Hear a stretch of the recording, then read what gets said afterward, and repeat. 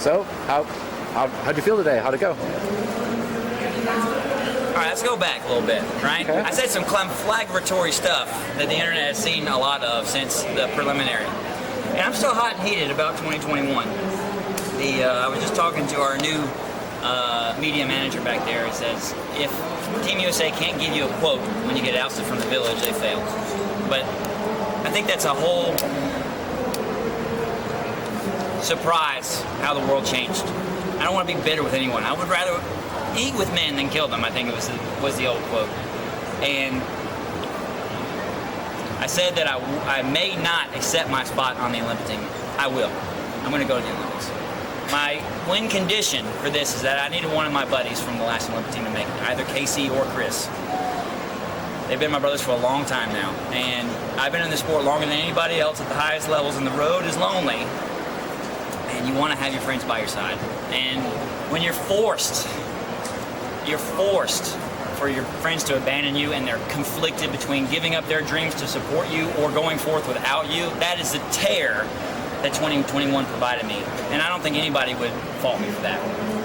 Right? We're trying to rebuild this year. We're trying to reconsolidate. We're going to reassert a positive view for Team USA. I'm going to be a captain of my pole vault squad. I'm going to be a positive force for Team USA. I'm going to hold everybody accountable to their position and their job for bringing us back home better than we leave the States, because that's their job, not winning medals like everybody thinks it is. Our job is to come back home, represent well, and make sure that we put the flag on our shoulders the right way. Okay? And so that's where I'm going to lead my team. What made you change your mind in the lab? When I didn't get vaccinated, that's a choice that Team USA made. In 2022, I was withheld from the World Championships here in Oregon. They said I couldn't get a credential at the door if I came. That was the email.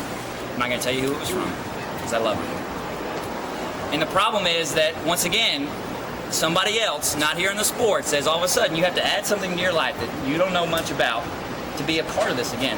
We have no stipulations anymore. As an athlete, I'm 100% accountable for what goes in my veins all the time, for good or for ill. I take that very seriously, but all of a sudden I'm forced to do something. I don't like being forced to do anything. I'm from the South. We like taking things slowly, we like taking our time, and we like not being forced into doing anything. And so I had to take my time. I had to not take my automatic spot at the World Championships in 2022. Who wouldn't be able to do that? No matter what position. I had a clean spot to come jump in this new stadium for the first time at a World Champions as a returning champion. Never got my chance. Missed a great competition. And that's why I love the sport competition. So that's why I'd be bitter about that. I'm glad they repealed all those vendettas. I hope people start saying sorry and start paying out whatever grievances need to be paid for that sort of just travesty of policy making. But otherwise, we want to be healthy and vault ourselves into an awesome future. What made you change your mind since we last saw you about going? My dad. My dad is such an amazing, wisdom, inspiring. He's grouchy. He's older. Tokyo changed him, right? How can you support your son and all of a sudden he's going back to the same Team USA that absolutely screwed you before? How could you support your son? He's so torn that way. I love him, right? I know him almost better than anybody. We've traveled this road together. He made me what I am today. He helped me man to man. Every Olympic team I've made. He's sitting on the other end of the horn, too tired to travel because he can't sit in the stadium and just see me go for another Team USA that's probably going to screw me again. I won't let him do that. I'm too vocal. I've known too much about this sport. I've been here too long. Too many people know my face. They know I'm too good. And all of a sudden you have to be the successor in order to be the sage in the sport to have an opinion. He changed my mind. He says, Sam, take it on your terms. I'll take it on my terms. He says, don't go. He says, don't go. Why not go? Why? Take it. You built this awesome thing back in Mississippi, have an awesome training center. Nobody can kick me out of it. Nobody can close the doors on me. I'll bring whoever I want into it. I'll be the best hospitality provider for pole vault and track and field in the world, right? That's what I want to be. And coming back around to why did I want to be a part of this team again, I said, I see some potential in the future. If anything changes and I don't like it, I'll take my ass home. I'm not on an island anymore. Do you have a competition goal for the Olympics? What do you want to achieve something there? A clearance, a result? A long time ago, going to the Olympics there's two people that go to the Olympics. People who really want a medal and people who just want the experiment. They want to get the tattoo on their arm. They want to say they're then an Olympian. And that is a title worth going for. I'm not gonna begrudge anybody chasing that dream. It's a bad dream if you're asking me. It's a terrible way to put your focus that I want to be an Olympian one day. There's too many ways to fail, right? There's too many ways to say that that you could doubt yourself. I want to build a sport that doesn't rely on these Olympics. I said I don't like the Olympics. I think it's too far gone, right? It's not a good place to point our young people. It's actually self-deprecating. If you talk to any one of these pole vaulters out here, a lot of athletes, man, they've got a lot of things they're having to fight.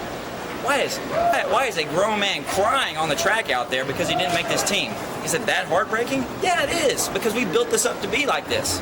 Why do we have to do that? Why would we build a situation where people, all of a sudden, if you're not top three, if you're not the winners, all of a sudden you're broken down to pieces? I hate that. I want to build a sport that's different. What does the system look like? A better system look like? A system for the middle.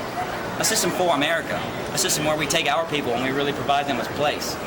And we don't have to share it with the rest of the world. We're really good at doing those sort of things. And I'm not a politician, but I want to be a facilitator of greatness. There's so many great guys out there on that track that are not going to get to be Olympians this time around. And they're going to run out of time.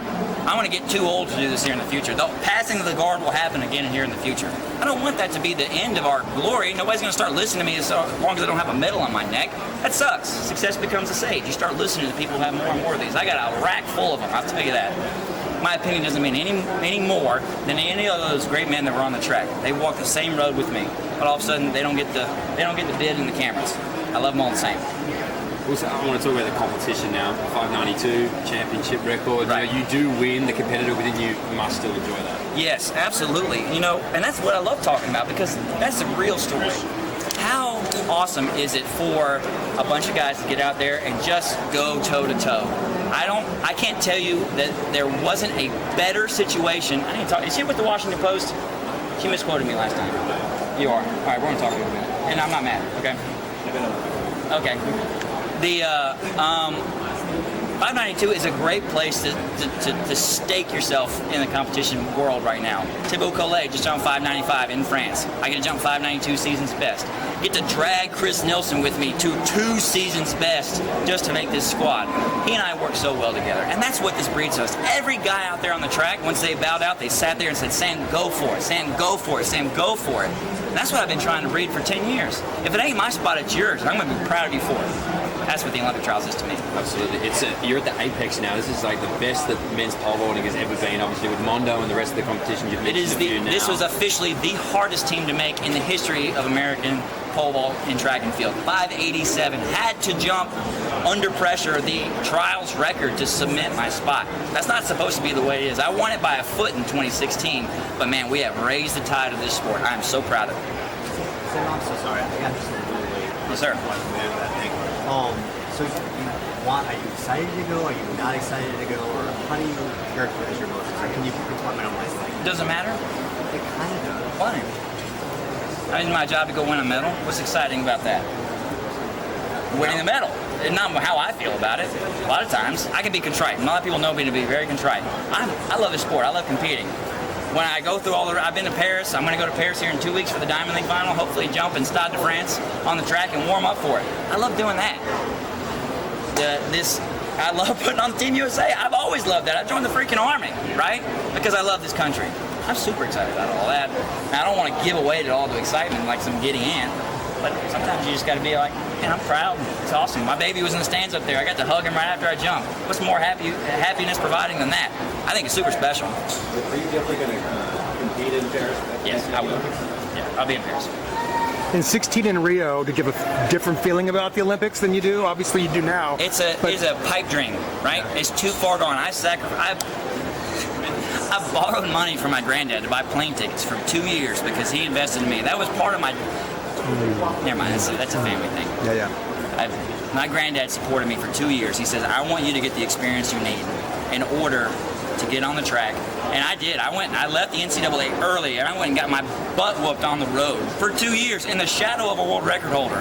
And he missed the Olympic record in Rio. I was just happy to be there. And my coach told me, that old guy I was telling you about, everybody leaves unhappy in the Olympics except the top 3 guys. Don't be one of them. He didn't tell me to win. He just says, be happy that you're here, man. Because at the core of it, it is a gift. It is a gift.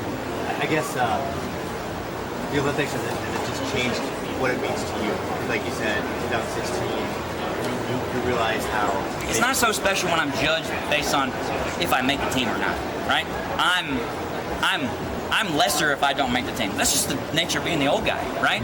People know what I can do, and they say, well, if you don't do that, you're probably on your way down, Sam. Probably on your way down. And that's a sport. I said this the other day. I picked it. I love this sport, right? It's cutthroat. Most people would be terrified to be a part of this sport. I would challenge any other guy to put his headspace in where people are here on the track. We have lions and legions of lions out here on Team USA. Any of 9 guys can go out there and medal at the Olympics, right? That makes me excited. That's my team, right? Not all necessarily the rigmarole of it. So you don't like the Olympics, but you like everything, like the team and all I don't that. like how everybody thinks the sport is only the Olympics, right? Only the Olympics, right? That's what I said the other day. Oh yeah, everybody only focuses on the games. Everybody only focuses on the games. We do this awesome sport all the time. We've been trying to build it a lot of times, but the Olympics sucks a lot of it out of it. They do. It's a good positive thing. People love seeing it. Rah-rah in the Olympics, but sometimes they worship it. It's a tough thing. They just Olympic worship all the time. And I said, well, sometimes it's just, if I don't make it, it's just fine.